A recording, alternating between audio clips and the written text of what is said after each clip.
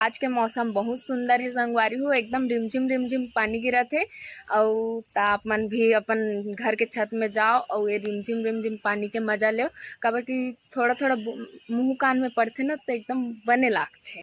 ये बड़ी अच्छी बात कही है। देख सकत हो फूठा डब्बा के भी मोर माँ कैसे उपयोग करे और मोला भी देख लो थोड़ा बहुत आई मोर दाउना पेड़ कहाँ गिस गिरा गिस हो संगवारी डिप्रेशन ले आऊ लगा लूं बाद में तुम्हारे से बात करे के बाद।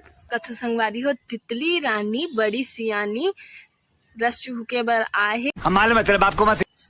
तो देख सकत हो संगवारी हो बहुत सुंदर दिखत है। एक साथ खड़े हो जाओ नो ताकि मोर संगवारी मन है तुम मन चिन ले।